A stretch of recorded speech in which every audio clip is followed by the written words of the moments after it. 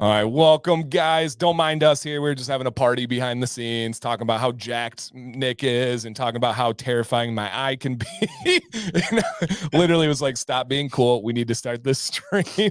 And welcome, everybody. My name is Dan C. Bearded. I am one of the co-hosts of this show, and this show is the Doctor's Orders live stream on the Dr. Nick's Amazing Man Stuff YouTube channel, and this is episode 78 in a row that we have done. Ooh, pretty amazing. That's crazy to think about, and we'll probably do like a 2-year celebration or something, so stay tuned for that.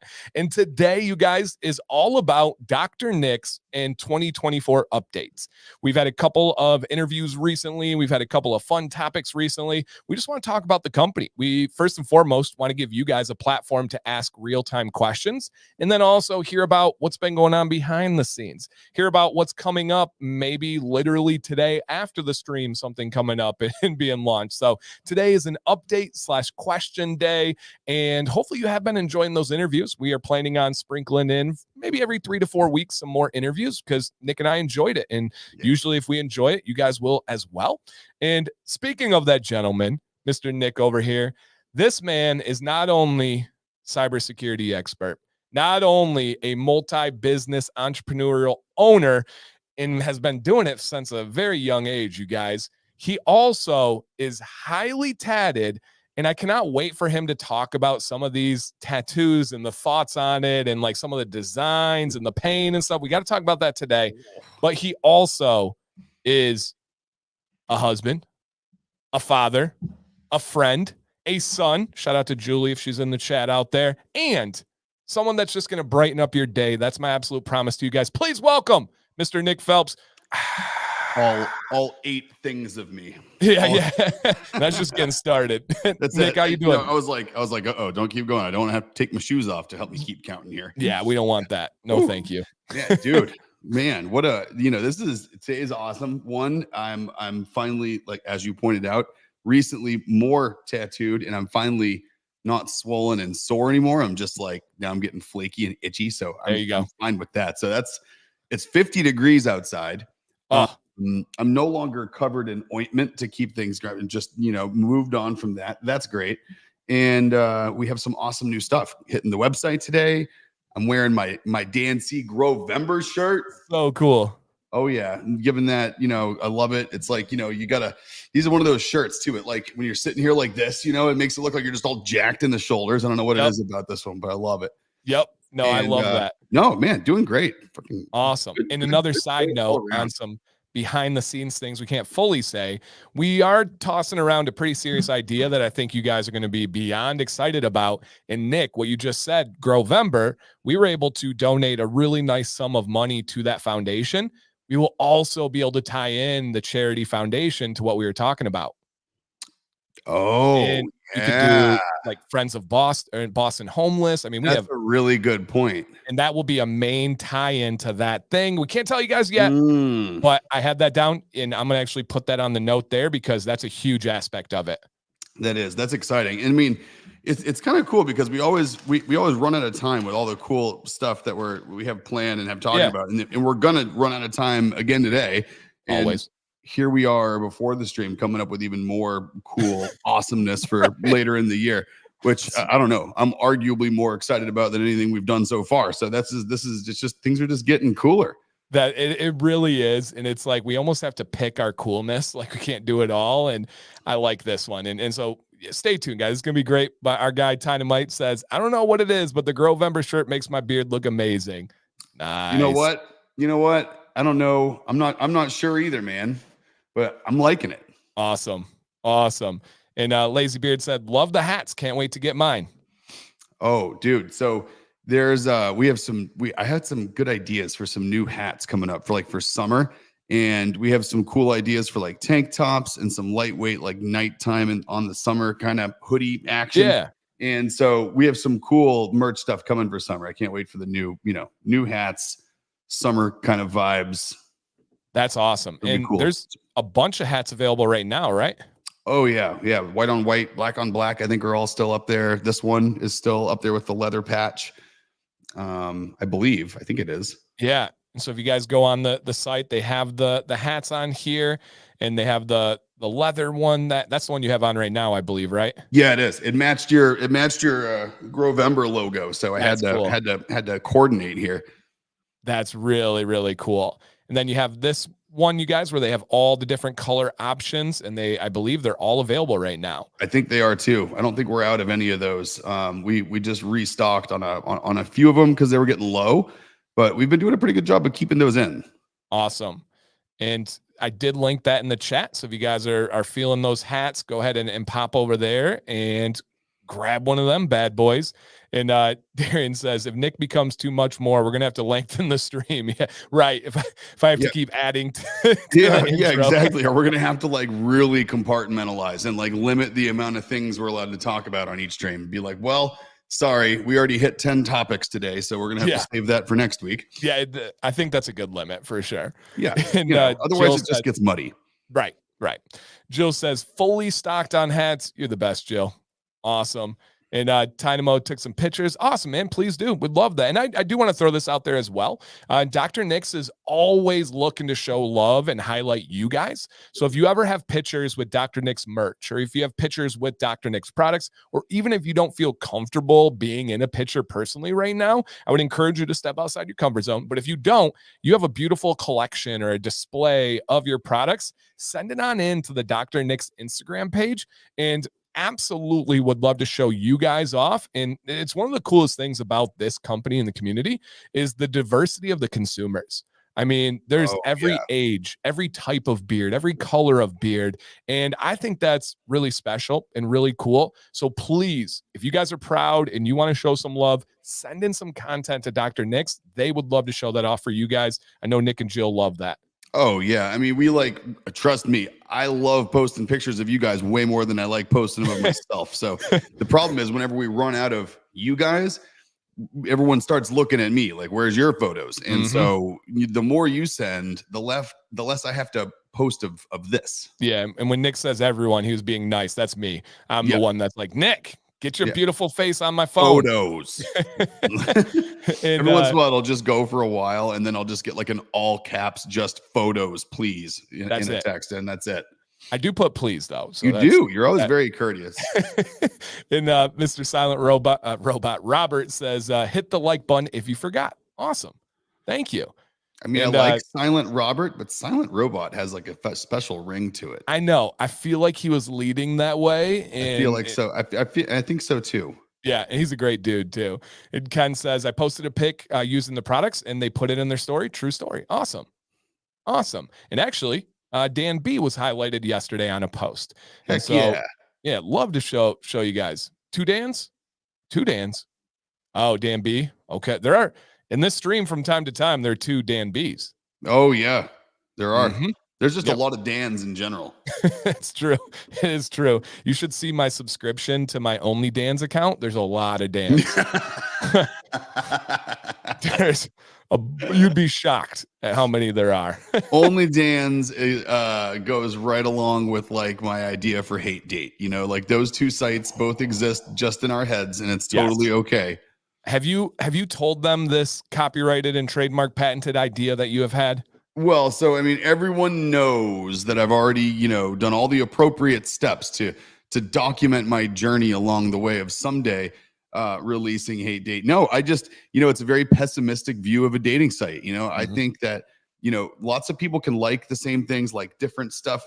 But man, if you happen to like something that someone that you're getting together with hates, or you guys hate different stuff, people bond much closer on the things that they dislike, right? So if you matched people online as opposed to mutual likes, you match them on mutual dislikes. And that way you can focus your attention on what you don't like together. And it's very unlikely that you will overlap with something that somebody really, really likes and you happen to really not like.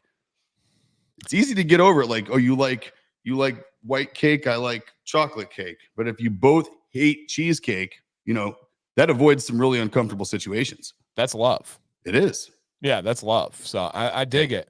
Yeah. And that is awesome. All right, to start off, Nick, The stage is yours. I would love for you to show off some of your tattoos, especially the fine line one, because I think that one's super cool. But all of them, wait, you had some new work and kind of break it down for the people. Oh yeah, so I had a lot of new stuff done. So I went down and saw one of my artists. His name is Mikhail Anderson from First Class Tattoos in Manhattan.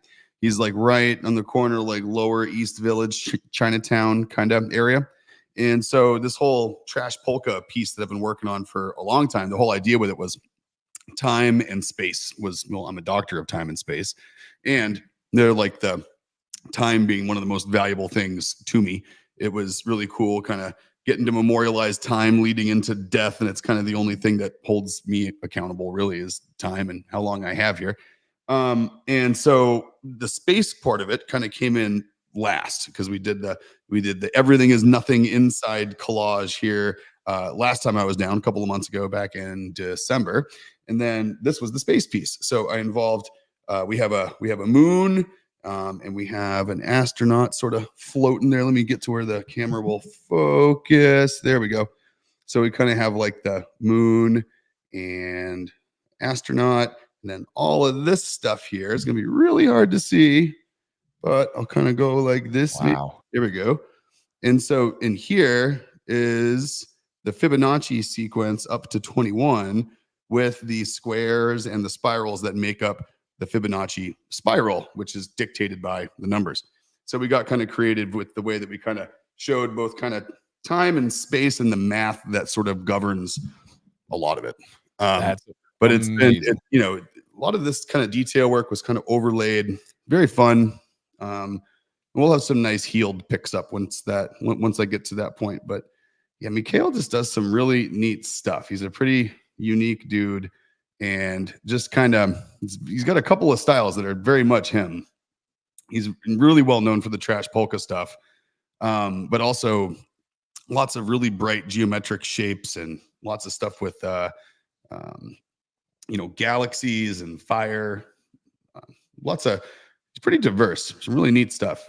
Yeah, it looks, his color work is unbelievable. It really is. I mean, he owns the shop there, and he probably has like 6 other artists that work there in the shop with him. One other Russian dude, Dmitry, and it's just hilarious when the two of them are in the shop because it's like you're sitting in a nail salon, you hear like the Vietnamese ladies talking back and forth and laughing, except it's Mikhail and Dmitry, and they're sitting there going back and forth in Russian about something. And so it's comical to be in there, but they're great guys. He used to actually be a writer for Metal Hammer magazine. So he used to write for like the metal scene. And he does just a lot of really cool art on the side of just tattoo art. But he's a really fun guy to work with. This one, the interesting part about this whole kind of, I guess, section here, from here all the way through here up to the astronaut, is I laid it all out in Photoshop with some ideas and some things that I found. I made the spiral, made the squares, kind of laid out the numbers in the way I thought, put those on Photoshopped on top of just a photo of my arm. So sitting there over the weekend, just on my laptop, like kind of just playing with the arrangement of different things and making transparent moons. And yeah, I kind of had a placeholder for the astronaut, but it was really neat because I was kind of able to lay everything out virtually. And then he was able to add everything else that kind of tied it all together with the shading and the different patterns around it. And it was neat. So it was kind of a collaborative piece on the inside there. Yeah, that's so cool. And 8 hours ish. 8 hours? Yeah. So I guess active tattooing time was probably like 7 hours. And then, but I like we talked about time. I don't like wasting time with things like hotels and check-ins and sleeping. So I drove down Friday morning to Manhattan from Marshfield and got there at about 12, started tattooing around 1. We wrapped up around 9. And then I ate the rest of a sandwich that I brought with me, jumped in the car and drove back home, got home around 2 a.m. So left around 7, got home around 2 a.m. So good solid 20-ish hour day, but it's well worth it. And I'd rather do that and sleep at home than stay in a hotel anyway. Dude, same. So Saturday I'm judging a beard competition that's in a different state. So 4-5 hours drive. Same thing. Going down, doing a day trip. I'm sure most people would stay, but I don't drink or anything, so I'm not going to be drinking down there. I'm going to drive back. I would much rather drive back and get home at midnight, 1, 2 a.m. Even we got a soccer game Sunday morning, even to get up early in the morning. I don't want to miss the game. I don't want to sleep in another bed. I want to be with my wife, so I'm the same way. I'm like, I'll take a little less sleep. It just depends on where it is, like how far, you know what I mean? Like because here's my problem. And that's the reason I drove instead of flew. Because one, flying sucks so bad now. Like even if driving was painful, like going from home to Logan in Boston and then getting on a flight that only takes 45 minutes to, LaGuardia, and then going from LaGuardia in New York over to Manhattan. I mean, that takes 4 hours, even though the flight's 45 minutes. Everyone's like, why would you drive for 4 hours? It's only a 45-minute flight. It's like, yeah, but you got to get to the airport an hour early. You got to get there. You got to park. Airport's 45 minutes away from my house if there's no traffic. So it's like 45 minutes there, an hour early, 45 minutes down, and an hour there. It's like I could have been talking on the phone, getting some meetings done, you know what I mean? Driving, and that'd have been fine. And it's like when you're leaving, it's like, man, by the time you leave, you get checked into a hotel, you finally get all your stuff inside, you get cleaned up and you lay down. That's 2 hours from when like you left wherever you were. Yep. And I could have been 2 hours away from home by then. Facts. And John, I love this. That was my initial plan. He says, I'm planning to stay the night at the camp. The wife and kids are coming down with me, so we're going to make a weekend trip out of it. I love that. I think that's ideal. Sam originally thought of it, but Sam does, and this is totally understandably so. When I'm at like a competition, and you kind of experienced this at nationals, I go judge and I have to do my obligation, and so that kind of leaves her hanging around, and that's not her ideal situation. You are going to talk to everybody in the building and have a great time. She would like to be a little bit more like low key, and so she decided that just wasn't going to be for her on this one and making the day trip. But yeah, exactly, John. It's a great plan. I love doing that. That's what we're doing for my next session with this guy. Is Jack and Jill are coming down with me on a Saturday. And they're going to go hang out in Manhattan and bounce around while I, go get hammered on for a half day session, not doing a full one. And then we'll all go out and do dinner and all that other stuff. Stay the night. Yeah. I'll probably, Jack's only stayed in Times Square, like in New York once, and he doesn't really remember the Times Square trip. So I figure we'll get a cool room that's like on a corner of a hotel somewhere looking over Times Square so we can see all the lights and all that stuff. I've never done that. I've never been to Times Square. I've never seen it. Nothing. It's pretty cool. So like, I mean, if you're going to stay in Manhattan anywhere, unless you're not there for any kind of fun, like you're just there for work or whatever. But if you're there, it's a nice central place to be. It's super congested. It's madness. There's people from all over the world walking right underneath your window. But if you've never seen it, it's kind of like staying at the Bellagio in Vegas where you can see the fountains. You know what I mean? Okay, it's like if you're going to go there, like if you haven't done it before, stay in a damn room where you can see the fountains. It's cool. So it's like, it's just one of those things. So I want Jack to do it when he remembers it. Awesome. All right. And we'll get into all this, guys, if you have questions or anything like that. But I want to hit something next that is launching today. It will be sometime within hours after the live stream. I have some pictures too here and wherever you want to take it, Nick. Oh, you got the thing. Okay. All right. Hit them, Nick. What's going on? All right. Well, we showed previews of these, but now we have our finished product. So all you guys have seen up until now is prototypes. But here are the actual goods. So we have the leather catch-all, which is all really nice full grain leather. Wow. It's beautiful. It's going to wear really nice. Like you can already see just from sitting on a table, it's like the patina is going to come out really nice in these. We got Jacked Up Leatherworks logo right there on the back, and we got our logo right there painted in white on black leather in the front. Wow. We have this really cool metal shackle hardware here on the sides. Really neat looking. And of course, the white stitching on everything. And so this guy's, we're going to ship these flat so that we don't get any wrinkled corners and people can put on their own, little twist on shackles. So we're going to send like 4 of these and ship it flat. I think I'm going to play with packaging, and it depends on what else gets ordered. There might be an opportunity to get one of these in something that ships a little easier, but probably ship them in flat envelopes with those shackles included, just to save people on shipping. That makes a lot of sense. The butter and oil display base came out amazing. It's super duper thick, and so it's welded, together leather. It's got logos in the butter slot and in the oil slot. Oh, And you, nice. and you can see the pattern of the full grain leather inside of those two. I mean, it's really, really high quality stuff. I mean, Jacob just absolutely kills it. He doesn't use anything that's not really, really high end, nice material. And this one's going to age the same way. And what I really like about this is, as opposed to being like that real artificial looking, kind of like all the way through dyed white leather, Yeah. this is stamped into black leather and then hand painted with a leather paint. So if you look closely, you can almost see like the natural color of the leather coming through on the edges there. That's beautiful. And that's gonna age just like that. So it looks really, really, hold it up again here.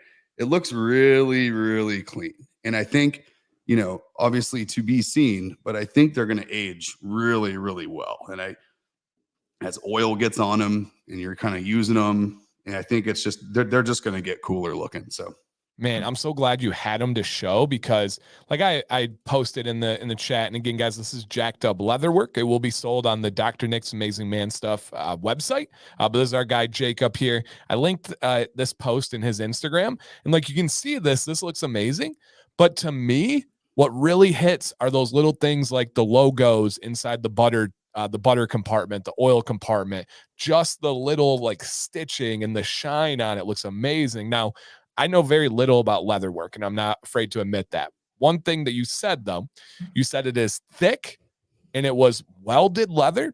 Is that actual? Like, is that how it works? So I'm not going to pretend to know, and Jacob can absolutely comment. I'll look for him for this one. But what I've always thought they call it is welding. It's like when they laminate two pieces of leather together, and then there's a heating process and something that goes around the edge to like really, because the seam is almost indiscernible. Like you look at the side there, you really can't see. You can kind of see where it goes together, but it's so smooth and it's so nicely done. Yeah. But that's what makes the pockets, So it's like, right. You have one piece in the top that has holes and one piece in the bottom that doesn't.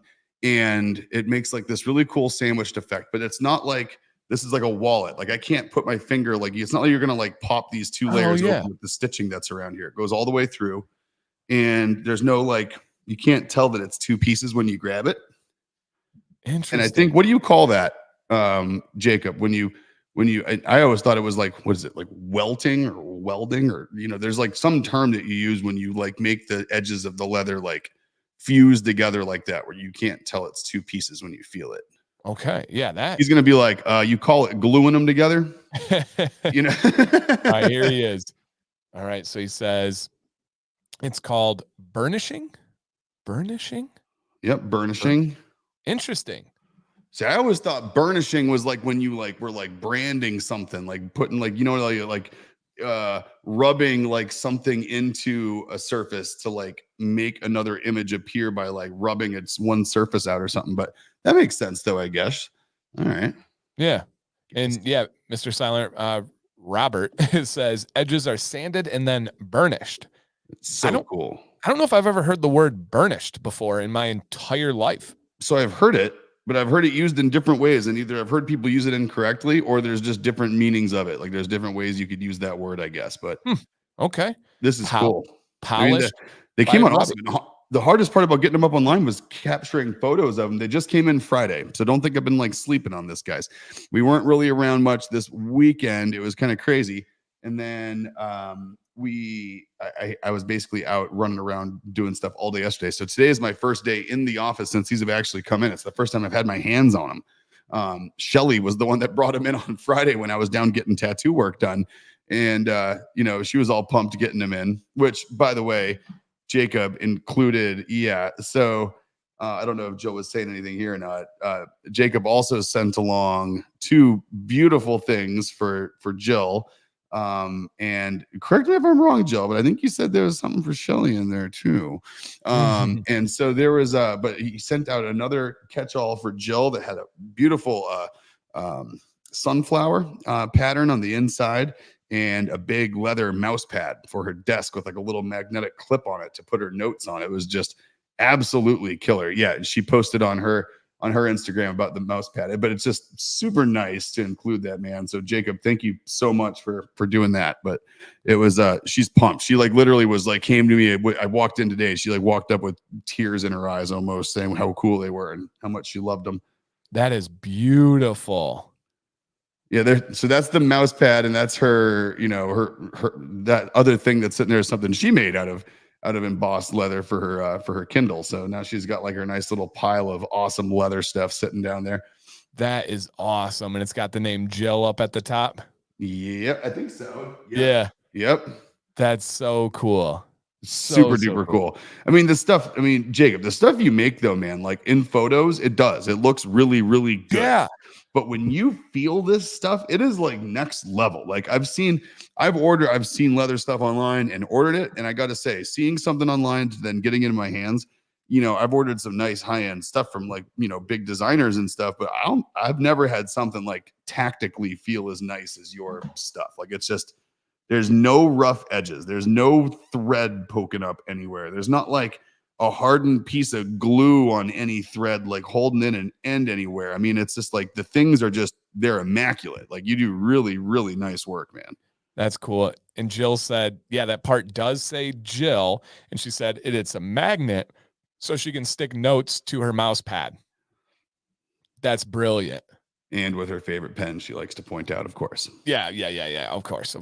You're a pen guy, right? I am. Well, Jill kind of turned me into a pen guy. I wasn't before. And then even after I know I was like always humoring her pen addiction. And then what she started doing was she just started buying me nice pens. And then I start using them. And then it turned me into a pen snob without me even thinking about it. So she absolutely converted me. But no, I was by no choice of my own am I a pen guy. But now very much, very, very particular with my pens now. Doesn't matter how you ran the race. You got to the finish line and you're there and you were breaking down, I think, that one. And you're like telling me about like the elements of it. And I'm like, that's kind of cool. I'm going to be serious here. Like, I feel like I would enjoy that. You would. Oh, you totally would. Dang it. Do you know anything about that? Is that a good pen that you have right there? Yeah, this is a tactile turn. And so the tactile turn pens are pretty cool. They got like, it's a bolt action pen and it's got, this is rolled damask metal. That's right there. So they take a big piece of metal and then they roll it and then they turn it into like a stick and they slice it to make these little nubs. So you can customize this guy all the way down to what kind of nub it's got, but it slides down like this. So you kind of like, let me get a good shot here. So you go whoop, and that's how it goes satisfying. Out. Oh my gosh. And then to get it out, you just kind of flick it. So you go you kind of grab this and it just pops back up. Oh my gosh. That is satisfying. Do you just do that all day? All day. You have to. You have to. I mean, there's no way to hold this thing and not flick that little thing back and forth. Okay. And if they drive you nuts with that, they also make the push button pens too. So they make push buttons and the little slide lock. But this is what they're known for is that's turn. The brand name Tactile turn. Yeah. Okay. Jill, I'm gonna have to look into it now. Thank you. So don't get too disgusted. They're not all ridiculously expensive, but you can get them made out of all kinds of exotic materials. I mean, their pens range from between like $75 to $2,000. Okay. I was going to ask, but I didn't know if you were comfortable sharing that. Okay. 75 is even more than I thought I was expecting for but it makes sense. I mean, the materials are what they are. You get titanium, you get like the damask finished ones. They have ones where they have like electroplated copper. Like there's like just some crazy stuff. Yeah, zirconium is another one they make. Is that the black one? Oh no, the iridium one's the black one. Yeah, the iridium one I think is like $500 for like this style of one. All right, G Squared's giving you a little warning. Careful, Nick. What happened to Boris and Goldeneye? You know, this is true. Yep, he did. It didn't work out well for him. 007, right? All right. Yeah, I got to admit this as well, guys. I'm not a 007 kind of guy. Never really got into the movies. You know, it was funny. I never really got into the movies until I got absolutely addicted to playing the video game on N64 when I was a kid. One of the greatest games ever. Unanimously agreed. Okay, so favorite style, got to be moon. Moon effects, rocket launchers, and grenades in the temple. I mean, that's a Ooh. winner. Also a big fan of just of anything odd job. It was like the odd job level when all odd job was like my favorite little like random map mod on those Yeah. things. Did anybody play the game the real way, like the campaign way? I think I played it once. I think I don't did. think I ever did. I think I played through it once when I was like sick or something, and like Yeah, people couldn't come over. right. Yeah, I don't think I ever did. It's like Halo. When Halo first came out, I was like, oh, there's a campaign. That's cool. Yeah, neat. Yeah, interesting. Golden Gun. Yeah. Yep. Oh yeah, Oh the man. golden gun, the one shots. Uh-huh. Okay. So she said it's the zirconium 300. Is that a different one or is that yours is 300? So, oh yeah, I think that is this one. I think that is Oh, right, Jill. So here's the thing though. We kind of cheated the system on this one a little bit. So Jill ordered one, there was a problem with it. So they sent her a replacement and said, "Don't worry about sending back the other one. We're sorry for the trouble. Keep it as a spare." oh, So then I got to keep the one that she got replaced, I think was the way this works. So I think we actually both technically, I think we got two for the $300. okay. I can No, stomach and mine that. is not the zirconium. I think this is the You have the titanium one, right? Or That's this, what she's this saying. might just be Okay. steel. Titanium. Wow. Yeah. And all right, burnish, polish by friction, male smooth makes sense. Polish by friction. Well, okay. And so burnish, the term that I've used it is like something has been burnished into a finish, like on a guitar, for example. Like they can have like the burnished finishes where it kind of like has like part of the stain sort of sanded out and then it goes out to the edges that are stained and lacquered. So that would be a burnished finish. So I guess that makes sense too. So you can like burnish wood with a finish by polishing and sanding to polish it and getting some oils removed. Same with leather. I guess that all does kind of make sense. Mm-hmm. You're just taking fibers and you're flattening them down by sanding, whether it's leather or wood or anything else. I guess you can sand just about anything that has a fibrous insides. Yeah. And Scott is saying he remembers staying up till 7 a.m. before going to bed with buddies, and Tynamos had many sleepless nights when you'd. It is interesting how the video game culture has shifted. It used to be Oh like when yeah, you're growing up, you had to go to your buddy's house to go play. right. You had to, and then it leveled up to LAN parties. You ever have LAN parties Oh where yeah, where you all bring your consoles over together, or you bring your PCs yep. over, and then you could play in the same place on just like the local network. Yeah, but you still had to be there. You did. Now it's just online with a headset. I don't think kids actually go to each other's house to play video games. Well, they don't even really want to because a lot of the games you can't play multiplayer split screen now. Most games are multiplayer online only. Like very few games have local multiplayer now. Interesting. Okay. I did not And know like that to find a game where you can do split screen and can do like the four controller screens, it's actually like few and far between. because they just want to make sure you're paying for the online subscription and doing that. Yeah, exactly. Yeah, yelling obscenity across the house instead of across the room. Yep. Dude, I remember that where you'd have like people like wherever there was electrical outlets, like two people in the dining room, two people in a living room, someone else like up in a bedroom. Oh yeah, the LAN parties. We did them in college too, and that was just like the nerdiest but most fun thing ever. And I don't know if I've thought about LAN parties in 10 years. Like Oh, that's a dude, blast. my last LAN party, just to date myself on this one, was playing Counter-Strike. Oh Like wow. Half-Life Counter-Strike LAN party. It was at my friend Ben and Fred Langen's house in like San Mateo area, California. Wow. Here's my video game story. My first ever year officially doing taxes was because I played NBA 2K, which was a basketball video game, and I got really good at it. And there was a national tournament that I ended up winning, and I got like $800 for this like win and a pair of shoes that I got a tax notice of the other Of the income winnings? of $800, and it was like a $300 valued shoe. So I was like 18, I think, and I had to pay taxes because I won this video game contest that I had no idea I was gonna win or have to pay for. And that was, I was like so geeked. I was like nationally ranked, and that was my first time filing taxes, was for a video game win. That's hilarious. Welcome to the real world, winner. I know. Getting that in the mail was such a surprise. I was like, Dude. Yeah, okay. you're like, So what? I'm like 18. They're like, hey, we need your social security number for this win. I'm like, you got it. Yeah. EA Sports, thanks. Yeah, exactly. It's like they're not letting that tax write-off go. They're going to Oh, mark yeah, you as no. an independent contractor, as a winner, and you're a cost of doing business. Oh man, I love it. And Leo, you guys got to stop, because I'm going to go down a bad pen rabbit hole, and I don't want to do that, because there's nothing more frustrating than getting the like pointy pens that don't write well, and they like crease the paper, rather than like a nice one that glides over it. Oh, And well. And then you yeah. talk about the difference between not only the characteristics of different ballpoint pens, but then are you a roller ball or a ballpoint pen person? Because those are two different things. Oh my gosh.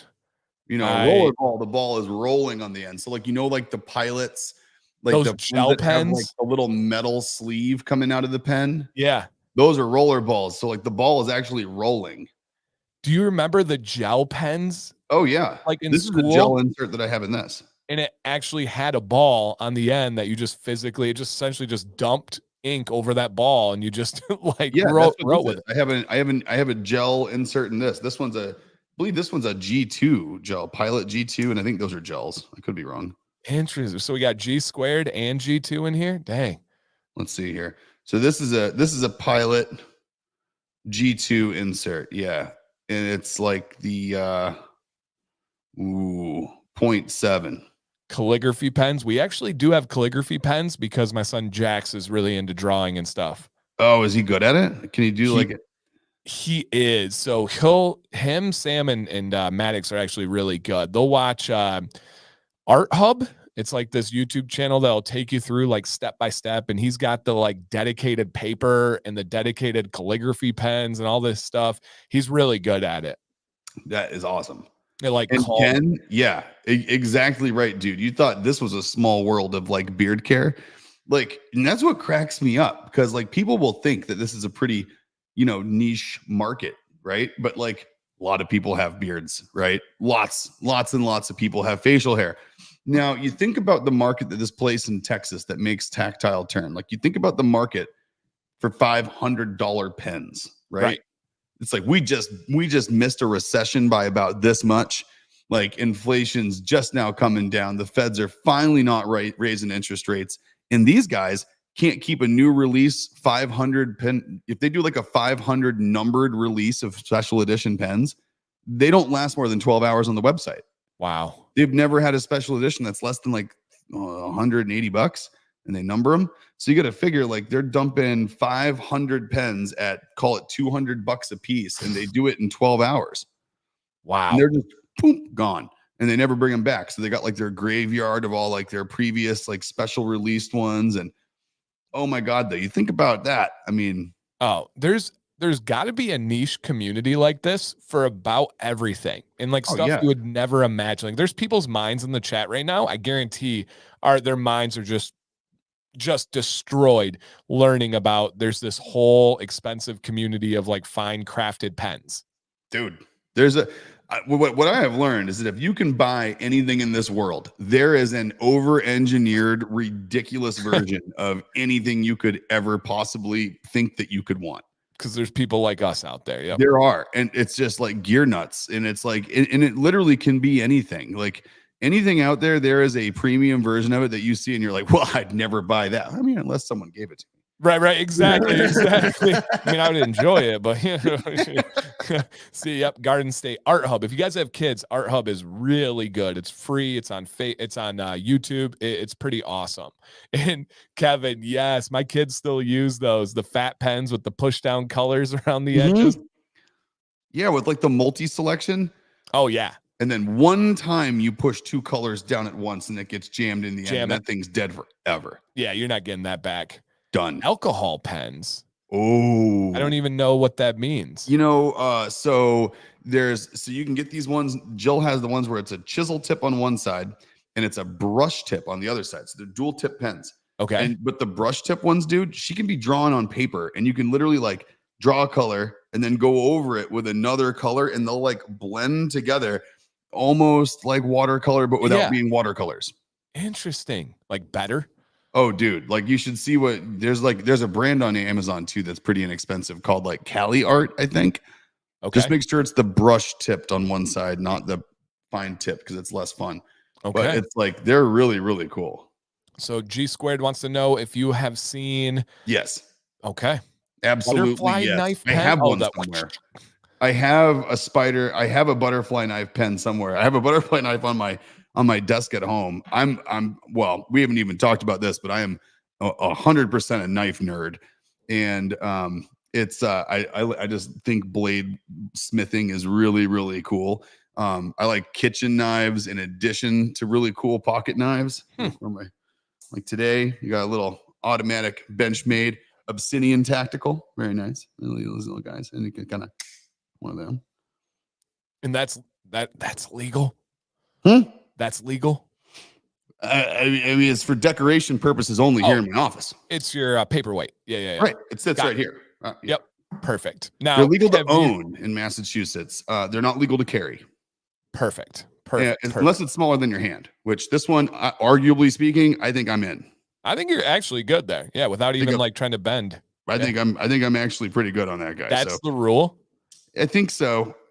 Well, I think there's actually a rule in Mass where an automatic can't be over an inch. So technically this is not great, but like, okay. So there's a difference though, right? Like 17-year-old kid on a field trip at the Museum of Science in Boston brings automatic knife with him. Like, okay, cool. Right. Like, bad job. Like you just did two illegal things at once. Of course. We all know that's not what you do. Yep. And so like me, 40-year-old dude that opens up tape with boxes in my office building and it's in my pocket. I'd be amazed. I would show that fine off like a badge of honor and be like, you guys won't believe what I got ticketed for. Right. That would be fun. Now, David wants to know, do you have a Fisher Space pen refill in yours? So no, I think the Fisher Space are the pen refills that they came with. And I'll be perfectly honest, they came with G2s. That's right. And then I think Jill bought the Fisher Spaced ones because she read about those being a lot of people's favorite replacements. If that's the one that I'm thinking of, I wasn't a fan. I found it a little too scratchy. Okay. Which I don't like scratchy. I like feeling a little, my tactile turn. I like getting a little tactile feedback, but not that much. I don't want it to feel like friction. I want to be able to tell it's on paper, but I don't want to feel like sandpaper. Yeah. And Jake has a really good question. Do you think pens will phase out eventually? I mean, I think the written word as a whole is phasing out pretty quickly. It's just, no, I don't actually. It's like, I think they'll become more and more of like a boutique item. But I mean, do I think that like pens are going to go the way of the typewriter? It's like computers kind of replace typewriters, word processors replace typewriters, and then computers replaced word processors. And now, we barely even print anything unless we really need to, and everything's digital. So we don't really need word processors anymore. But the written word, I think, is kind of one of those things where it's like it's a cathartic piece of our existence. Right. And I think like the hand-drawn and written word method of communication, I believe is always going to be like the default fallback. Right. We still appreciate leather work, even though machines can do so much today and stuff. I think there definitely will always be a place. I think we appreciate them more now, right? Yeah. I think we appreciate leatherworking and stuff more now because it's not like a necessity of everyday life, right? It's just like a nostalgic item, and it feels good to touch it and to smell it and everything else. And I think now we get to appreciate it as art as opposed to like appreciating it as like dial tone services, or table stakes kind of an idea. No, I agree. And Leo, great question. So the big update today, which the title is about, is the leather working that will be live on the website today. And essentially, we wanted to open it up to any questions you guys have. There isn't a ton, right? We don't have any new scents coming right now, nothing like that. The stock on the website's doing really well. Most things are in stock or Yep. coming soon. If they're not, but I haven't seen any Dr. Nick's questions about things coming. So if you guys have any questions, feel free to drop it in. I do have a couple more pen things here, but Nick, any other updates on stock or anything to come? I think we covered most of it. On the stock stuff, an omission on my part that's also going to get released today is the lavender orange sandalwood. So, essentially formerly known as number 9 face wash is going to be up on the site today. It's in stock and ready to ship. Also the number 7, formerly number 7, the lime zest, citrus fruit, and pine. We have their the beard wash and the beard conditioner are both back in stock on the website. I know those have been out for a week or so. Yeah. And the unscented beard conditioner is also going to get restocked today. So that's good. And then I would say another kind of cool announcement, and we can probably show it off pretty quick here. We're gonna have unscented lime zest, citrus fruit, and pine, and the lavender orange sandalwood in both head shampoo and head conditioner. Labels are getting submitted for that this week, and all the packaging is already here because we have it for the beard wash and beard conditioner, same bottles, just different labels. And so those are all getting ordered this week.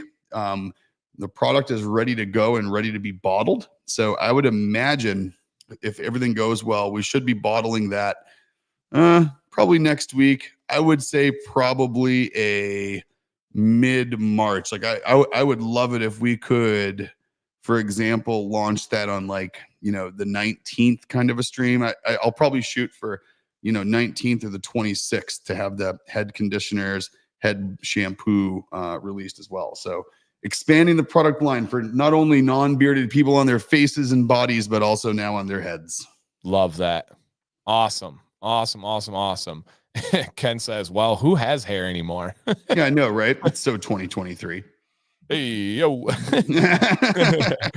And so G Squared said, did you ever see that Benchmade made tactical pens? Yeah, they made some really cool ones too. I like everything Benchmade makes. Like they just do for like a company that's at scale, right. Like a high volume company, like they still have a really good attention to detail. Like they do some nice stuff. And that's what it's about. And as you go through like this industry, even on the beard stuff, you can tell how companies go about scaling. You can tell when they cut corners and lose quality and lose kind of the mission of the company. And then you can see the ones that are doing the work, the foundation to still grow, but maintain everything they stand for. And and you know this very well, it's very enticing to go the other way. It is super enticing. I've yet to see, there's one type of company I've never seen pull it off. Okay. Boots. Okay. So like Red Wing, they lost quality. Yeah. Well, like all the Chinese Red Wings suck, and they still make some US ones, like their heritage boots. They're still made here, but they used to make like their Irish setters and stuff here. And they were like the comfortable version of like a Red Wing, right? With insoles and softer soles and the Goodyear welt construction. But it's that they outsource all of those Irish setters are all in China. But like you look at all of them, have they grown? Like even like Thorogoods and it's just like a lot of the bigger boot companies out there. As soon as they get to a certain point, I feel like whatever line they expand ends up dying. Yeah. I used to like Wolverines too. Those used to be really good boots, and now they scaled and they wanted to sell them at Tractor Supply stores and everywhere else. The next thing you know, they're made in China and no one touches them here in the States before they end up in a box. Sizing's different, So yeah, anyway, rant for a different time. We might need to have like a work boot dedicated conversation here on Dr. Nick's though, because I've been through a bunch and I know you guys have been through a bunch, and I'm actually in the thing where I'm like, I love my heritage Red Wings, but they don't work for everything. Sometimes I need stuff that's going to be a little more comfortable for all day with an insole or something. That makes sense. I've never been a boot guy, but I know people get wildly passionate about the boot brands. Well, they do, and it's like you look at like my neighbor Corey. He's a general contractor, and does like remodeling and all kinds of stuff, heating and cooling systems. And he tears through boot. He lives in them. He lives in them 14 hours a day, and he tears through them. So him and I are always going on rants about boots. He's like, "Oh, the last pair I had of these lasted for a year and a half, and this one lasted 3 months." And it's like, Yeah. And I know what Jake is talking about here. I think it is called Origin. oh yeah, Origin. doing Origin with like you talking about the supplements, I or that's think on it. I think it's all sorts of stuff. It's they make and oh man, I think they make like boots and stuff. Origin USA. I believe that it is, yeah. So this is the company that's trying to do stuff for exclusively made in America and exclusively like high quality. And so Mm. it's called Origin USA. And I believe they are going into other things. Yes, this is the company because they make they're known for their jujitsu gis and all the equipment that goes with it. Oh, Made in cool. America. That's exactly who it is right here. Nice. So yeah, check that one out if you're looking for truly made in America. He's actually trying to do like a cell phone company that's going to be made in America and like try to get away from the unethical mining and above all that stuff. And Oh, wow. yeah, this one I know a lot of people really love, especially in the combat arts. They love this company. Oh, very cool. Yeah, Yeah. that looks like some neat stuff. I got to check that out. Yeah, good call. And shout out to your mom here. She says, my addictive, obsessive niche is kitchen knives. Oh yeah, she feeds my obsession in that space. So like my favorite one, everyone's just got to go check it out. They Milk Street. They have like the coolest freaking kitchen knives. They are so cool. They have like just really cool shapes to them, great handles. I like their composite handle knives. I like their wooden handle knife. Joel just got me a really cool like special edition Milk Street that's like hand hammered with a wood handle. It's really neat. Oddly enough, one of my favorite things about kitchen knives is the frequency in which you have to sharpen them. Knife sharpening is another thing that I dove way too deep into a long time back, and I really, for some reason, find it super duper therapeutic to just sharpen knives. Interesting. Yeah, that little paring knife they have there is fantastic. I have one of those. It's great. Okay. Yeah, these are worlds I've never really thought about. We bought like a Chicago knives like set when we got our house like I was 7 years ago and never thought about it once since then. Oh, dude, like Jill will come downstairs and I'll be all excited, like, okay, watch how it cuts this tomato. I'm such a dork with knife sharpening. It's We were just hilarious. talking Like, about that. I got, yeah. Well, clearly I get it from my mom.